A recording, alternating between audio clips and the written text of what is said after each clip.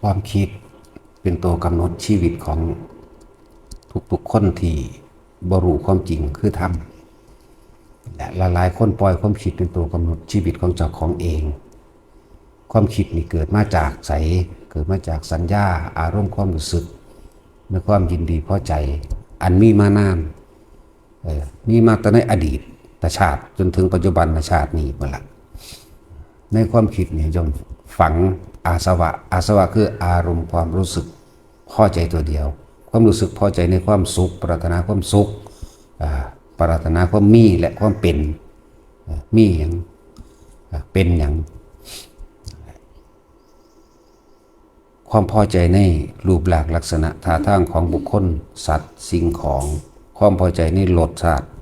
อาหารหรืออย่างต่างๆความพอใจในกลิ่นความพอใจในเสียงความพอใจในความสัมผัส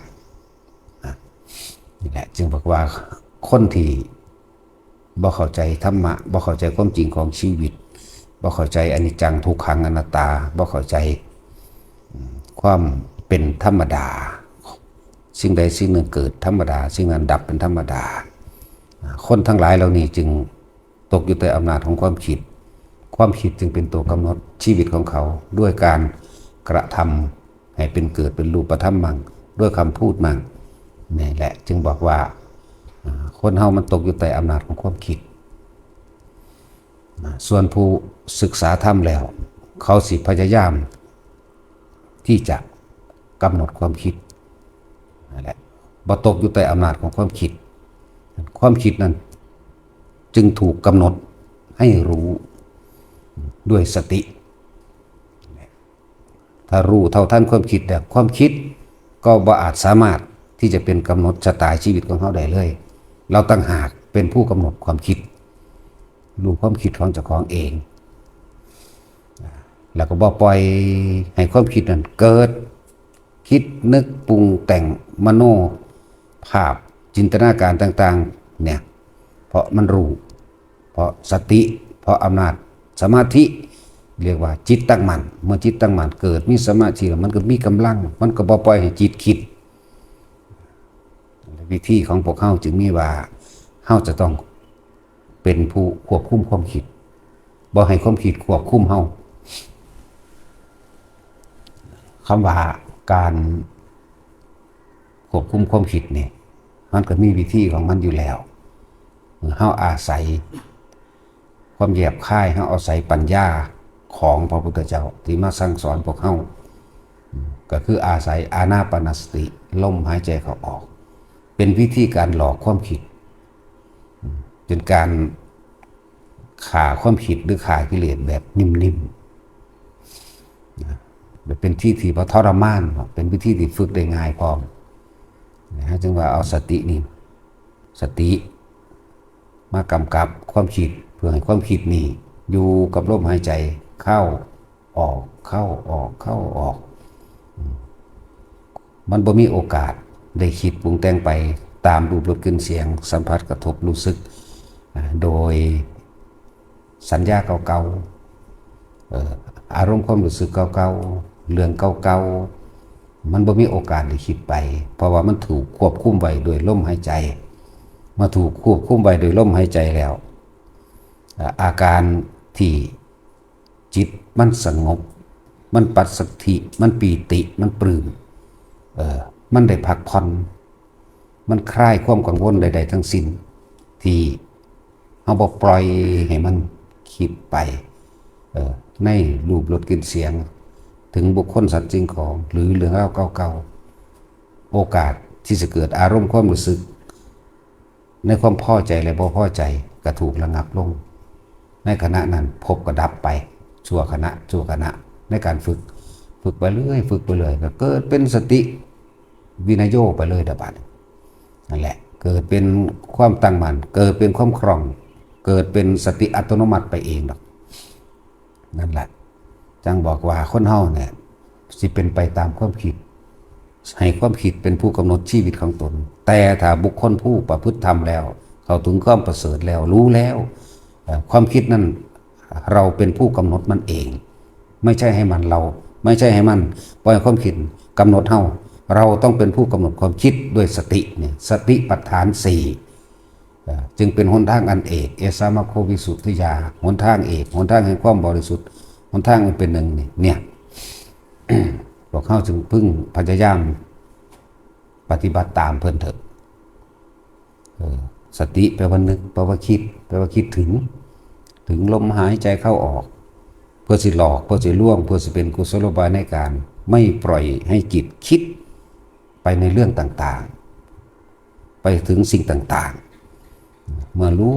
ลมหายใจเข้าออกเนี่ยความคิดเท่านี้ประคองอยู่กับลมเข้าลมออกลมเข้าลมออกอาการปิติก็เกิดขึ้นที่เฮ้าใส่วิธีการกำหนดฐานที่ตั้งแห่งจิตฐานที่ตั้งแห่งความรู้สึกฐานที่ตั้งแห่งความสงบเลยเอาไว้ที่จุดอุณาโลมระหว่างกลางคิ้วหรือหน้าผากให้เกิดความรู้สึกในกายนิ่มๆนุ่มๆเย็นลุ่มลึกไปเนิบหน้าระหว่างกลางหน้าผากมั่งกลางคิ้วมั่งแล้วแต่หรือบางครั้งมันก็ไหลไปบนหัวมั่งนี่แหละเรียกว่ารู้สึกตัวทั่วพร้อมสตินึกสัพพัญญะรู้สึกตัวนึกถึงยังรู้สึกตัวในกายอันเป็นฐานที่ตั้งอยู่คือเขาเอาไว้ในฐานของมันคือกลางหน้าผากนี่เองทำเพียงเท่านี้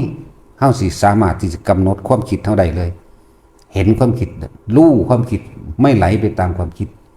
พอเขามีสติแล้วและสัพพัญญะรู้สึกตัวพร้อมเขาเอาตัวกำหนดความรู้สึกตัวไว้ในกายเขาเอาไว้ตรงกลางหน้าผากนี่แหละเรียกว่าสติสัมปชัญญะหรือฐานที่ตั้งแห่งจิตเมื่อทำให้บ่อยเมื่อทำให้มากก็คือเป็นจิตตั้งมั่นในความสงบเรียกว่าสมาธิ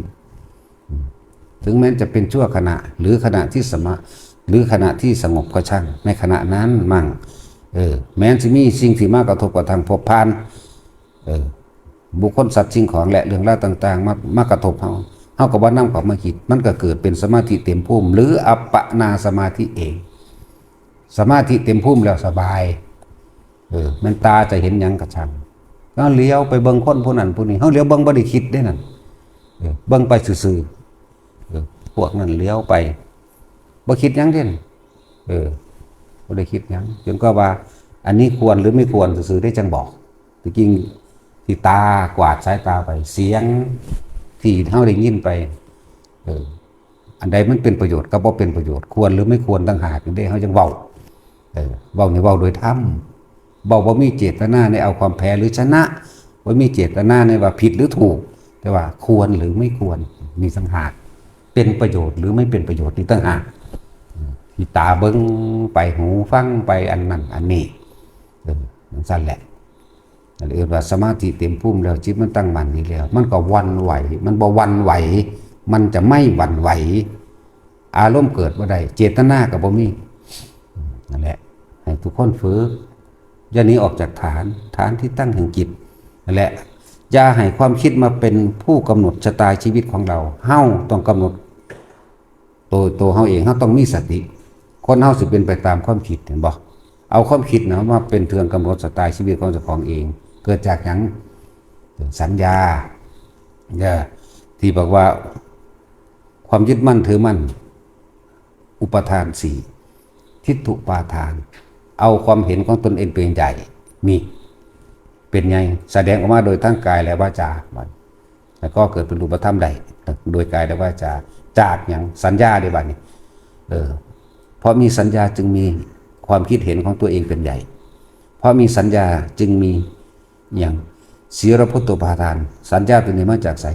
จากสิ่งที่ได้ยินได้ฟังได้รู้ได้เห็นได้เคยกระทำจดจำมานี่ศีลพุทโธปาทาน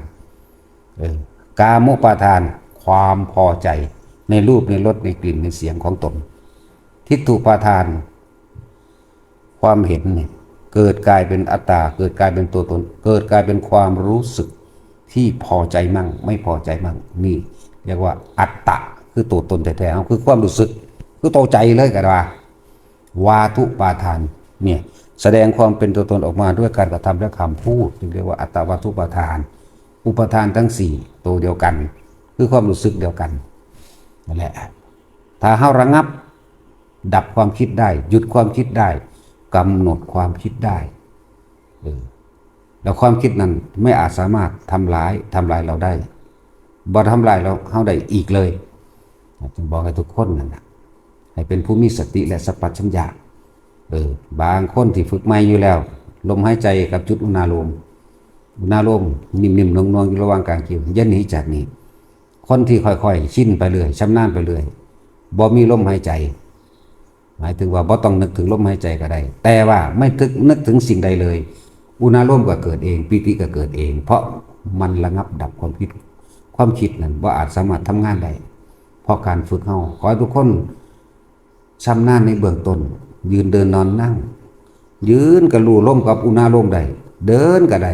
นอนก็ได้นั่งอยู่ก็ได้หรือทำการใดๆก็ได้นั่นแหละแล้วต่อไปจากนั้นเฮาสิเป็นผู้มีสติรู้ขึ้นมาเองดอกบ่ต้องนึกถึงลมแต่ว่าความรู้สึกนิ่มนวลกลางหน้าผากอยู่ในกายเฮาเกิดได้นั่นแหละกายเวทนาจิตเวทนากายรวมกันเป็นหนึ่งเราจะเห็นธรรมคือสิ่งทั้งหลายทั้งปวงเห็นหยังแน่ล่ะเห็นทุกข์เพราะเข้าไปยึดก็ไม่ทุกข์เห็นสาเหตุแห่งทุกข์เพราะไม่แสวงหาเพราะมีความปรารถนามีความอยากได้เองแล้วเพราะรู้ทันความคิดแล้วเห็นสมุทัยดับทันทีนิโรธทันทีเห็นบ่นี่ส่วนคำว่ามรรคมีองค์8นั่นแหละสิ่งนี้ควรสิ่งนี้ไม่ควรสำหรับผู้พ้นดับจากวันนี้ผู้พ้นดับกระทำความเห็นให้ตรงตามความเป็นจริงสะก่อนนี่แหละทุกสมุทัยนิโรธมรรคเฮาก็รู้มันล่ะทุกอย่างสิรวบลงพ้นได้บัดเวลาอีหยังเกิดขึ้นก็ช่างอนิจจังอนัตตาจบอยู่ตรงนี้เพราะว่ามันเห็นตามความเป็นจริงแล้วอนิจจังกับอนัตตาเป็นธรรมดาของโลกเป็นธรรมที่บ่ตายเป็นธรรมที่บ่ตายเป็นของที่อมตะจึงบอกว่าธรรมบ่ตายเพิ่นจึงเอายอดแห่งความรู้ทั้งเบิดมารวบตรงที่อนิจจังทุกขังอนัตตาส่วนคนบ่ยึดแล้วมันบ่มีได้ถูกมีแต่อนิจจังกับอนัตตาเลิกขาดหายออกจากความเป็นตัวตนด้วยว่าสุญญตาสุญญะมาจากคำว่าสัญญาตามาจากคำว่าอัตตาหมดขาดจากความรู้สึกเก่าๆที่เคยยึดมั่นถือมั่นเป็นตัวเป็นตนหมดความอยากจากรูปรสกลิ่นเสียงสัมผัสอารมณ์ความรู้สึกบ่มีดับสุญญตาแล้วก็อยู่เฉพาะมันเองว่างสุญญตะวิโมกข์เลยบัดนี้บ่มีอีหยังเป็นเครื่องเกาะจึงเรียกว่าสุญญตะวิโมกข์บ่มีอีหยังเป็นเครื่องเกาะอีกจิตอยู่โดยลำพังโดยไม่คิดไม่นึกยังแต่ความรู้สึกทางกายเท่านั้นจังว่าทุกคนให้มั่นใจในตนเองเฮ็ดในตนเองนั่นแหละอย่าเอาความคิดออกนอกกายให้เอาความคิดอยู่ในลมมั่งอยู่อุณาโลมมั่งเฮ็ดอยู่แค่นี้ฮอดมื้อตายนั่นเฮ็ดจนตายพุ่นล่ะแม่นบ่เฮ็ดก็ตายไหมเนาะสั่นแล้วว่าทุกคนมั่นใจในตัวนี้เทียบเอาเองตัวประสบการณ์ตัวเองนะนั่นแหละคือความรู้จริงตัวเองคือประสบการณ์ตัวเองนั่นแหละถ้ากูออกจากลมหายใจหมายถึงคิดออกถ้าคิดออกจากลมหายใจกับนิ่มๆน่วงๆกลางหน้าผากเวลาปุ่นพูนไปซะไปห่วงผู้นั้นไปหักผู้นี้ไปสั่งคนนั้นไปสั่งคนนี้อยู่มื้ออื่นพบเกิดแล้วนั่นทุกข์แล้วเด้นั่นแต่ว่าบ่รู้ทุกข์เห็นบ่ล่ะมีแต่เพลินบัดนี้ให้มันฮู้ซะอย่าให้ความคิดมากำหนดชีวิตเฮาต้องกำหนดความคิดเพื่อไม่ให้มีชีวิตต่อไปในภายภพหน้าเข้าใจว่าล่ะเอาพอ